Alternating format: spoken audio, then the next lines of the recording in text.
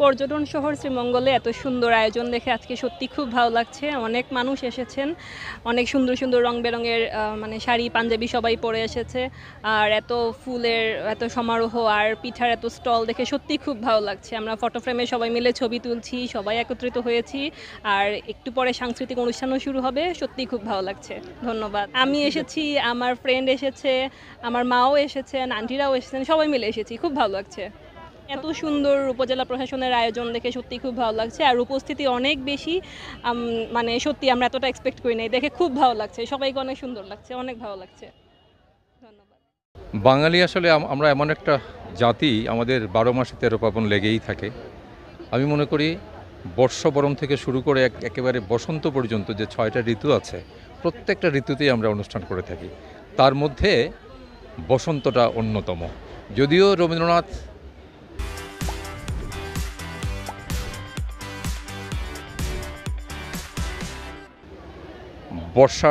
বর্ষার সবচেয়ে বেশি গান লিখেছেন, প্রায় শতাধিক। এখানে 86 বা 87টা গান উনি লিখেছেন, কিন্তু তিনি বলেছেন এটি ঋতুরাজ।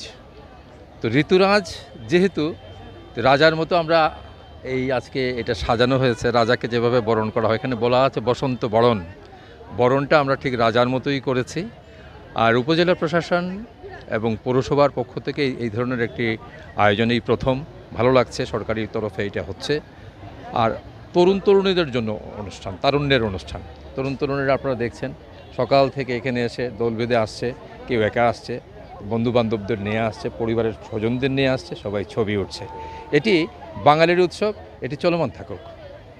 আর যেহেতু চা অধ্যুষিত শ্রীমঙ্গল অঞ্চল, চা বাগানের শ্রমিকদের এই ফাগুন উৎসবটা একটা বড় উৎসব। তাদের ঝুমুর নাচ এবং লাঠি নৃত্য দিয়ে আজকের এই অনুষ্ঠানটা শুরু করতে যাচ্ছি। শুরুতেই তারা পারফর্ম করবে। আজ শ্রীমঙ্গল উপজেলা প্রশাসনের আয়োজনে আমাদের শ্রীমঙ্গল উপজেলা প্রাঙ্গণে বসন্ত উৎসবের আয়োজন করা হয়েছে। এখানে আমরা শ্রীমঙ্গল সরকারি কলেজ থেকে একটি স্টল দিয়েছি। আমাদের স্টলের নাম হচ্ছে চিত্রার পিতা।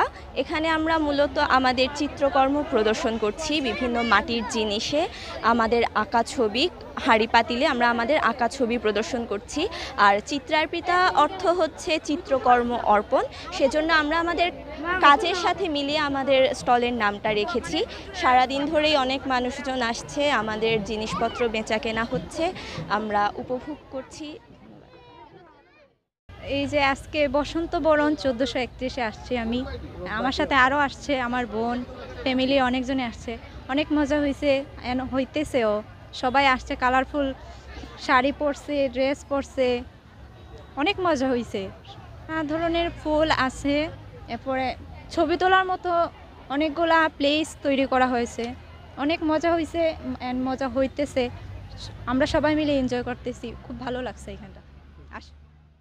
বসন্ত উৎসব উপলক্ষে আমরা সবাই এই জায়গায় একত্র হয়েছি।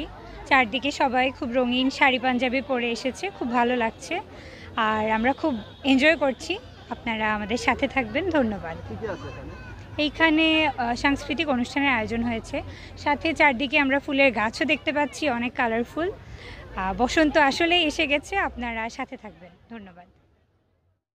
আমরা আজকে বসন্ত বরণ করতে যাচ্ছি। আপনারা সকলেই জানেন ঋতুরাজ বসন্ত রাত পোহালেই শুরু হবে, এবং আগামীকাল সঙ্গত কারণেই আমরা এটাকে একদিন এগিয়ে এনে উদযাপন করছি।